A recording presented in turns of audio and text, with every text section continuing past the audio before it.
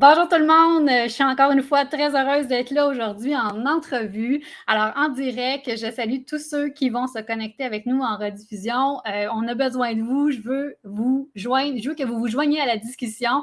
Ceux aussi qui sont là en direct, on veut savoir qui est là. Allez-y avec un petit emoji. C'est toujours le fun de pouvoir interagir avec vous. Dans le fond, on est là pour vous, pour mettre en lumière ce qui se passe dans le backstage d'entrepreneuriat. Donc, c'est pas juste une discussion entre nous, c'est pour vous aussi. On veut vous entendre. Donc, mon nom est Catherine Robillard. Je suis une passionnée d'entrepreneuriat. Je suis aussi la fondatrice du Bras droit stratégique. Qu'est-ce que c'est exactement? C'est que moi et mon entreprise et mon équipe, on vous accompagne à concrétiser vos ambitions. Donc, rien de moins. On est là à vos côtés pour s'assurer qu'on a fait la réflexion stratégique, qu'on a fait une bonne planification des étapes qui s'en viennent pour vous. Puis, on vous suit, on vous supporte aussi un à un en équipe jusqu'à la concrétisation de vos buts, de vos rêves pour atteindre ce que vous désirez vraiment atteindre. Voilà. Donc, très excitée aujourd'hui de notre invité, Guillaume. Vous allez voir, pour ceux qui ne le connaissent pas, vous allez voir que moi qui est très, très, très dynamique, très, très, très agité, on risque d'aller dans une entrevue beaucoup plus calme, plus posé, on va dire ça comme ça. Guillaume, c'est un marketeur à la base, donc très, très, très fort en marketing. C'est un stratège, c'est un mentor. Moi, j'aime bien l'appeler le philosophe des entrepreneurs et j'ai bien hâte de voir comment est-ce qu'il se perçoit également. Guillaume, salut! Hello, hello, Catherine, ça va bien? Oui, merci infiniment d'être là, Guillaume. J'avais très hâte à cette entrevue. Comment tu trouves ça de te faire présenter comme le philosophe des entrepreneurs?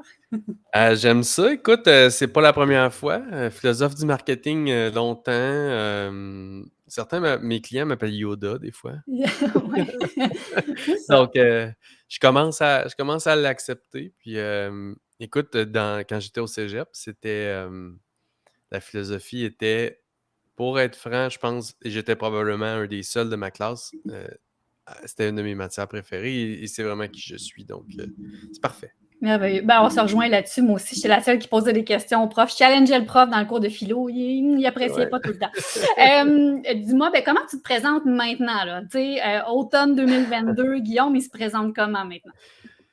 Ah boy. Et... C'est drôle parce que tu commences en affaires, puis la première chose qu'il faut que tu essaies de faire, c'est comment tu te présentes de façon un elevator pitch, hein? Comment tu te Ouais. présentes de façon succincte et directe pour que les gens comprennent.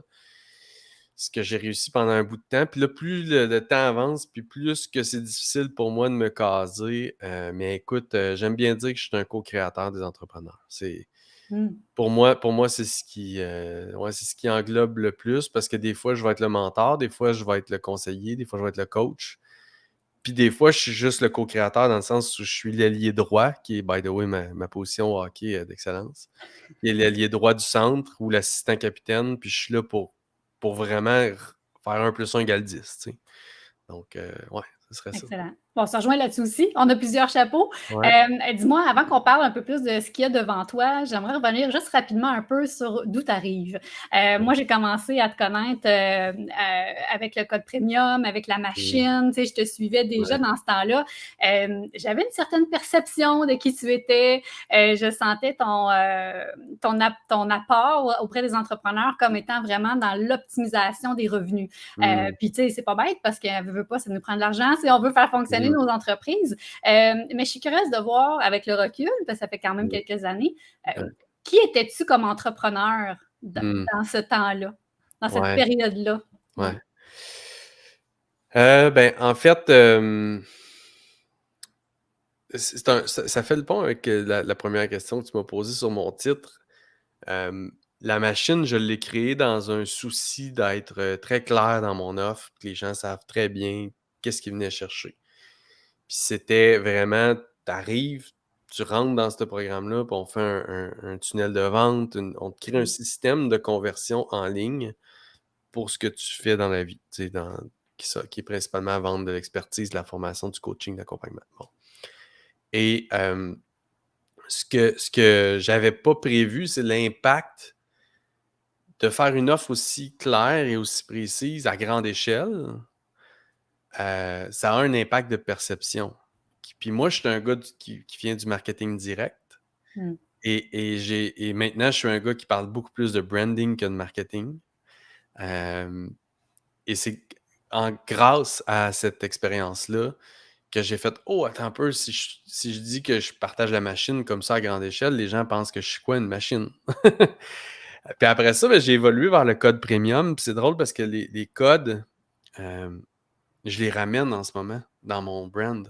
Et le code premium, pour moi, à l'époque, je n'étais pas capable de l'exprimer, je ne l'avais pas compris, mais c'était les codes de la vie en haute fréquence. C'était Mm. littéralement ça que je voulais mettre de l'avant.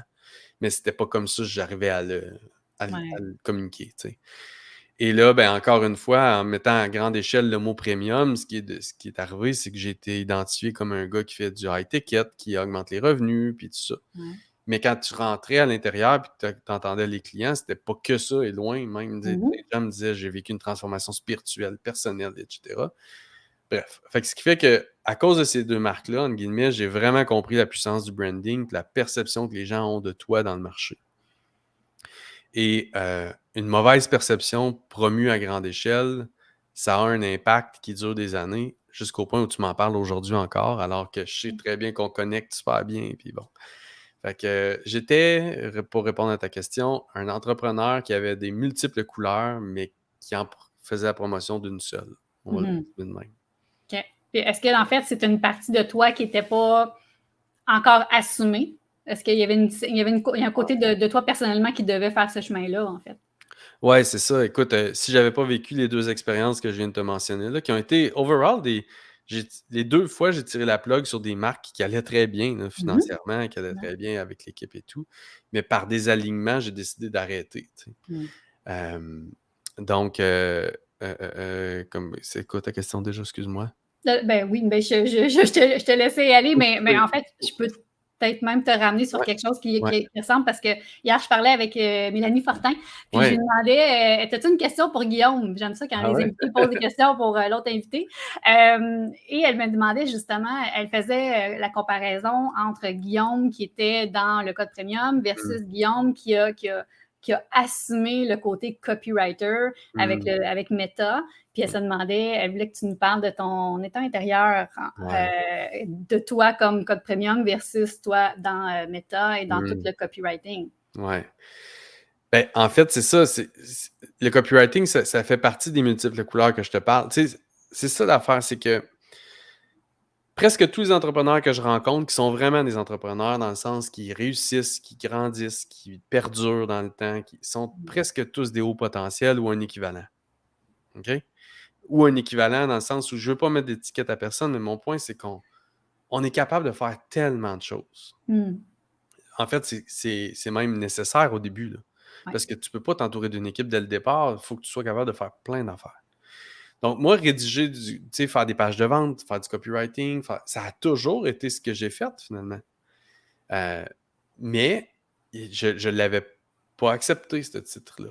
Comme me faire traiter, me faire nommer comme un philosophe. Ouais. Je ne l'avais pas accepté, ça non plus. Fait que, à mesure qu'on gagne en sagesse à travers les années, on doit accepter et lâcher prise sur bien des affaires. Mais le chemin de l'acceptation, c'est quelque chose, ça. Mm. Ça va de accepter ses forces et ses faiblesses. Puis ses forces, c'est pas plus facile des fois de les accepter puis de les utiliser. Fait que Yes. c'était un peu ça le cheminement que j'ai fait à travers les années, c'est d'accepter toutes mes couleurs, puis d'arriver à en créer aujourd'hui un brand qui est un assez grand contenant pour faire vivre toutes mes couleurs personnelles et servir des gens à grande échelle puis que la perception soit la bonne. Yes. Bon, on va en parler de ton brand puisque tu es en train de créer parce que c'est exceptionnel. Juste avant, tu as dit ce qui t'a permis la transformation, en fait, c'est le côté d'assumer que c'est un cheminement. Qu'est-ce que tu as dû laisser aller dans ce cheminement-là? Qu'est-ce que tu as dû laisser peut-être? Oh my God! La liste est tellement longue, mais le premier qui me vient en tête, c'est vraiment le jugement. Puis tu sais, c'est très populaire, hein, de parler du jugement, puis de dire, faut pas que tu te préoccupes du jugement des autres. Puis, puis même les gens qui disent qu'ils ne jugent pas, jugent énormément. Même moi qui te dis en ce moment que je dois laisser aller, j'ai laissé aller le jugement, je dois encore laisser aller le jugement. Le jugement, Mm. il est dans les regards, il est dans les petits non-dits, les pensées qu'on a quand quelqu'un nous parle. Bref, il y a du jugement partout, tout le temps. Donc, vraiment, moi, laisser aller le jugement des autres, ça a été très difficile parce que je suis un gars qui aime bien se faire aimer. Puis quand j'ai connu l'amour grand public, entre guillemets, sur des scènes et tout, j'ai eu de la misère à le recevoir parce que je me jugeais pas suffisant. Tu comprends? Fait que il y a Oui. beaucoup, beaucoup autour du jugement, je te dirais, là, qui prend toutes sortes de ramifications après. Là. Est-ce que tu es encore ralenti? Dirais-tu que tu es encore un peu ralenti dans tes élans des fois parce que tu te questionnes sur comment ça va être reçu?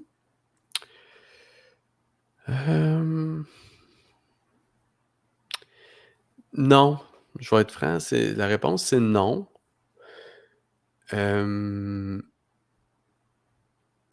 Mais l'impact de la perception d'une marque, ça, c'est encore la cicatrice n'est pas tout à fait OK. terminée. Dans le sens où, tu sais, j'ai pas peur de me faire juger moi comme humain. Guillaume Bareil, c'est clair, c'est clean cut, c'est solide. Pour vrai, je sais qui je suis, puis j'ai vécu tellement d'affaires que je- tu peux dire ce que tu veux de moi, pour vrai, je suis correct. Tu sais. Mais ma marque, ça, j'ai plus de crainte, puis je suis là-dedans en ce moment, tu sais. Fait que j'ai tellement vécu les impacts de mes marques précédentes et des marques que j'ai aidé à propulser, que ça, je veux faire attention que ce soit la bonne perception que les gens ont, du moins celle que moi, je veux que les gens aient le plus possible pour qu'elle perdure dans le temps. Bref, c'est ça. Absolument. Ben, puis allons-y, je veux t'entendre parler justement de cette marque-là que tu es en train de mettre en place. Puis j'en profite juste pour saluer ceux qui sont en direct. Ça, on dit que c'est justement l'entrevue est intéressante, puis les gens nous saluent, là, fait que salut. Si vous avez des questions pour Guillaume, n'hésitez pas non plus. Je ne vois pas toutes les plateformes en même temps, mais celles que je vois, ça va me faire plaisir de lui transmettre les commentaires. Donc, qu'est-ce qu'il fait Guillaume le présentement? Là? Ouais. Il y a eu toute la virée copywriting avec Meta, il y a eu le changement de nom aussi. Là, on peut te retrouver sous Haute Fréquence, qui fait énormément de sens. Je vais t'entendre toi, comment tu le présentes, puis c'est quoi ce fameux message-là que tu veux que je passe avec ta marque? Ouais. Ben, en fait, tu sais, moi, je suis à la base, je voulais être entrepreneur, puis j'ai fait tout ce qu'il fallait pendant des années pour apprendre. Je me suis lancé, puis j'ai choisi le marketing initialement. J'ai parti un premier. Ouais, j'ai une difficulté avec mon Zoom. Donc, j'ai parti une première marque qui s'appelle encore Client à volonté incorporé, qui est un Inc. Que j'ai encore. C'était le marketing, c'était comment aller chercher des clients. Ensuite de ça, j'ai fait des brands avec des clients et tout, puis j'ai fait la machine et le code premium. Et c'était encore une fois très axé sur le marketing, puis Meta était axé sur le copywriting. Puis là, j'en ai assez, si on veut, d'être toujours identifié au marketing. Parce que ce que moi, je veux, c'est oui, aider des gens à faire du marketing, à être des bons entrepreneurs, à bâtir des bonnes marques, mais pas pour eux individuellement. C'est pour ce Mm. qu'ils peuvent faire dans le monde ensuite de ça. Mm. Puis moi, en bout de ligne, ce que je veux, c'est élever la fréquence de l'humanité. C'est ça ma grande vision. C'est que chaque fois que, comme aujourd'hui, mon but avec toi, c'est que tu partes, tu sois plus en haute fréquence. Les gens qui nous écoutent, ils partent, tu sois plus en haute fréquence. Que moi, je me sente plus en haute fréquence. Que chaque journée, on s'élève, tu sais. Puis que nous, en s'élevant, ben, on élève les autres aussi. Puis les entrepreneurs, c'est vraiment c'est la clé pour moi parce que c'est les communicateurs, c'est ceux qui accompagnent, c'est ceux qui diffusent, puis qui projettent, puis qui... Ceux qui osent défricher aussi des chemins qui n'ont pas été défrichés. Puis, Exact. C'est ceux qui changent le monde, c'est ceux qui ont vraiment... C'est tous des esprits fonceurs, c'est des humains créateurs, c'est du monde, tu sais, qui font bouger les choses. Donc, c'est sûr que parler à la demoiselle qui travaille assise dans une banque comme adjointe depuis 20 ans puis qui n'a pas l'intention de quitter avant sa retraite, j'ai moins d'impact avec une femme comme ça, ou un homme, c'est la même chose. C'est juste que c'est des gens qui ont accepté leur situation, qui sont probablement très bien, mais ça demeure autour d'eux, tu sais. Tandis que l'entrepreneur, lui, peut réinventer le monde, littéralement. Donc, haute fréquence, en fait, c'est une marque où on partage les codes de la vie, de l'existence en haute fréquence pour les entrepreneurs. Donc, le but, c'est de se créer une vie qui a du sens, une vie qui a de la liberté, de la conscience, puis de l'abondance. That's it. yes. Yes. Fait que là, on est vraiment là, tu sais, oui, il y a un cœur de marketeur Mmh. là-dedans, mais on est vraiment dans tout l'univers autour, dans Ah ouais. justement la quête de sens, dans la quête de comment contribuer. Ça a tellement un gros impact. Moi, j'ai eu le privilège de voir ton contenu, une partie du contenu de ta Mmh. transformation, puis c'est exceptionnel, vraiment. Mmh. Faut que les Merci. gens découvrent ça. Ça va me faire plaisir de mettre tous tes liens en dessous de la vidéo parce que je pense que c'est nécessaire. Puis en fait, je pense que ça répond aussi à ma question que je vais te poser, mais j'avais envie de te demander qu'est-ce que tu trouves qui manque en entrepreneuriat au Québec? Mmh.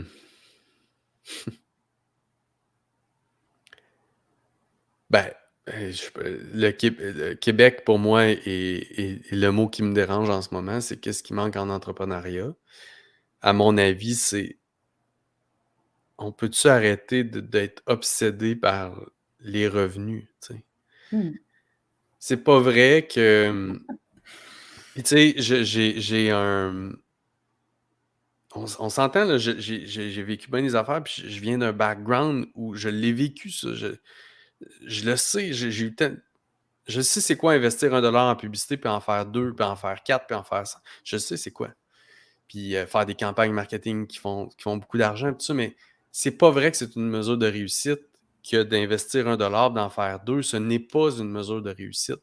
C'est une mesure, intéressante pour la santé financière de l'entreprise Ouais, et de propager la mission. ouais.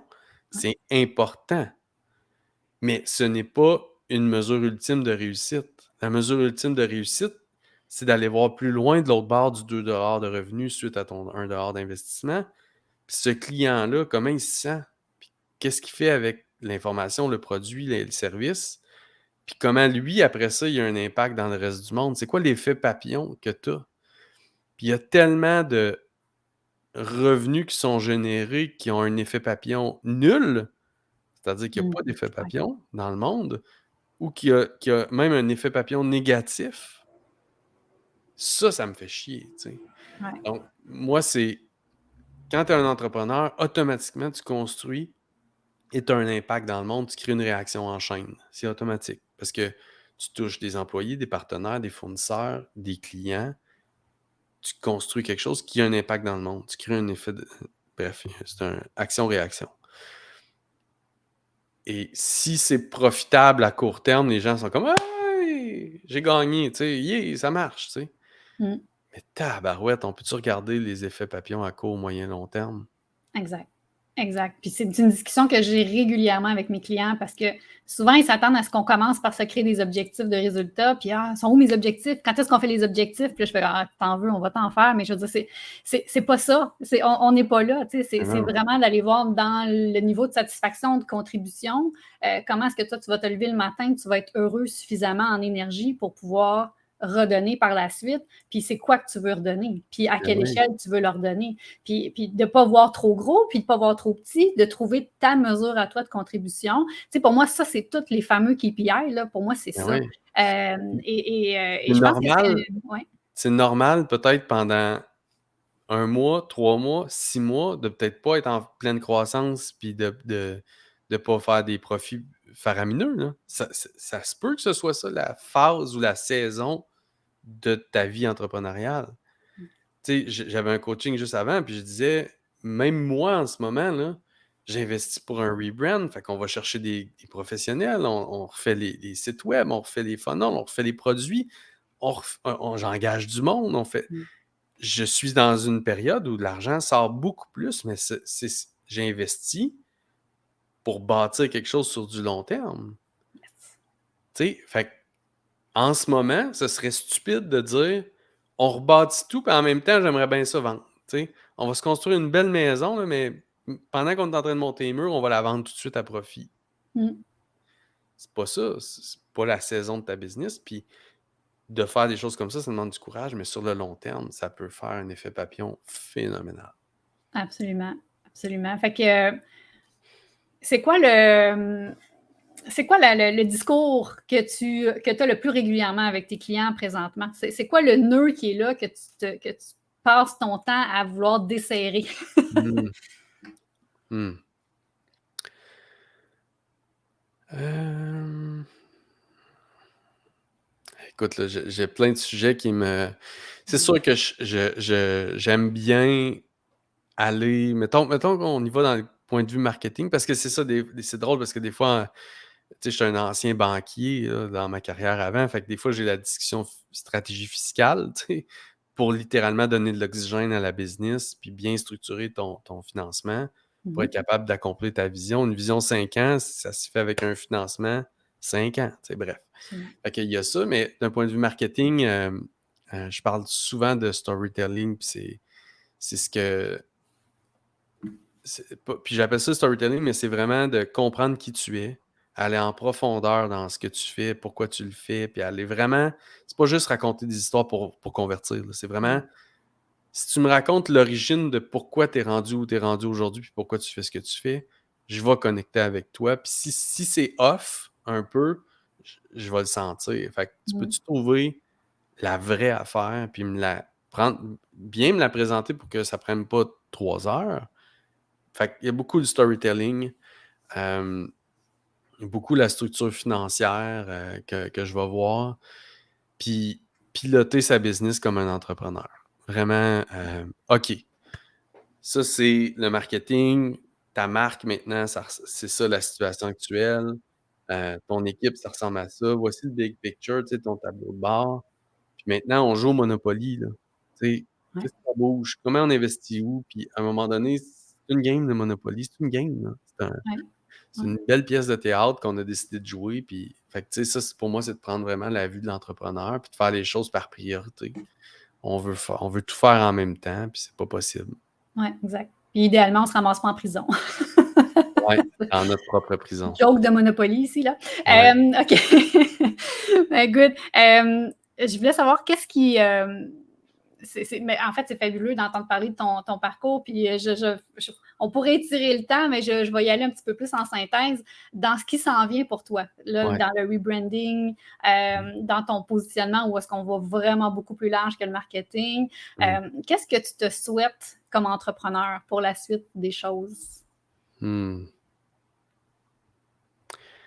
Ça fait du bien une question comme ça parce que là, je suis tellement dedans. Tu sais, il y a comme être en hauteur avec la question que tu viens de me poser, puis il y a être dedans en ce moment dans l'exécution. Ben, pour vrai, c'est que de plus en plus de gens continuent à utiliser le terme haute fréquence. Parce que je sais que c'est fou. C'est pas la première fois que je le vis, mais mettons, je le vivais avec la machine, je le vivais avec le code premium, je le vivais avec Meta. Mais ça me faisait un peu chier des fois que le monde utilise autant mes termes parce que je me disais « Ah, merde, je veux-tu vraiment que les gens utilisent autant ces termes-là? » Parce que est-ce que c'est vraiment un idéal de vie? Tu comprends-tu? Ouais. Tandis que viser la haute fréquence, pour moi, c'est universel. C'était vrai il y a 1000 ans, c'est vrai, ça va être vrai dans 1000 ans.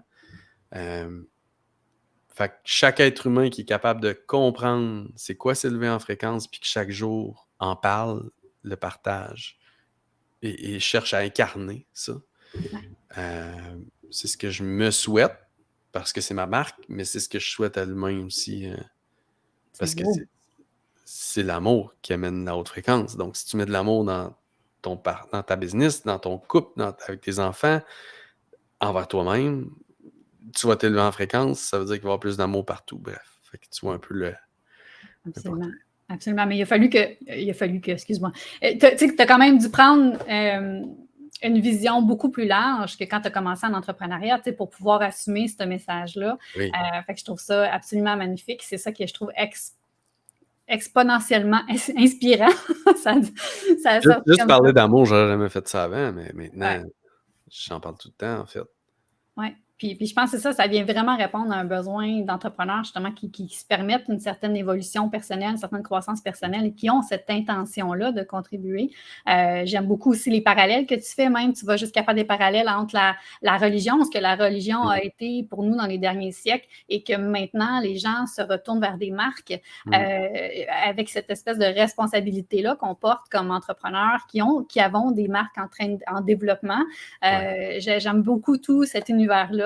Vraiment. Je dois malheureusement commencer à conclure l'entrevue. Mon Dieu, j'ai la moitié de mes questions de fait. Je te laisse. Je te laisse réfléchir. Ben oui, certainement. Je te laisse réfléchir à quelle question tu aimerais poser à Isabelle Huot, docteur en nutrition, que je reçois aussi Hmm. prochainement en entrevue. Pendant ce temps, je te laisse cogiter. Moi, tu parlais de la haute fréquence. Moi, c'est vraiment la terminologie que je veux mettre de l'avant, c'est le backstage d'entrepreneuriat. Puis oui, je sais que c'est en anglais, mais j'assume. Ça ne me tentait pas de parler de coulisses. Ouais, Fait que le backstage entrepreneuriat, pour moi, c'est qu'est-ce qui se passe en arrière de la scène entrepreneuriale. Tu sais, ouais, sur la scène entrepreneuriale, on voit le code premium, on ouais, voit, on voit le ouais, succès, les échecs, on voit les différentes choses qui se passent, mais en arrière de la scène, il y a tout ce qu'on a discuté aujourd'hui. Tu sais, la ouais. peur du jugement, le chemin vers soi, se redéfinir, vouloir contribuer. Il y a tellement de choses en arrière que je trouve qui ne sont pas suffisamment mis en lumière. Puis oui, on peut apprendre à se faire un plan de financement solide. On peut apprendre à bien gérer nos RH. On peut apprendre la comptabilité. On peut apprendre le marketing. Mais ça, il y a des écoles pour ça, il y a des formations, Hmm. il y a des gens. Je trouve qu'il n'y a pas suffisamment de place pour le discours sur le backstage d'entrepreneuriat. Ouais, Donc, merci parce que cette série d'entrevues-là que je fais, c'est justement pour commencer à ouvrir le discours, le chemin. Puis je pense que ce ouais. qu'on a discuté aujourd'hui, ça commence. C'est exactement là où je voulais aller. Ça met ça en lumière. Merci Mhm. infiniment. Ça fait Euh, plaisir. Est-ce qu'entre-temps, tu as eu une petite question qui a fait surface pour notre prochaine invité? Euh, oui, en fait, j'en avais deux, mais je vais y aller avec une. Euh, quelle est sa relation avec la prise de risque? Hmm. Parce que si je te mets juste en contexte rapidement, tu sais, Isabelle Huot, ça fait longtemps qu'elle est là. Puis je la connais un peu parce que dans l'univers pailletting, elle est venue faire son tour. Puis je sais qu'elle a quand même pris des risques, tu sais, en développant des produits, en entrant dans des Hmm. chaînes. Tu sais, elle est passée de nutritionniste à entrepreneur qui développe des lignes de produits puis qui rentre dans des points Absolument. de distribution. Tu sais. Euh, donc, chaque phase de croissance ou de réinvention ou de développement d'un marché inclut des risques, c'est sûr et certain. Ouais.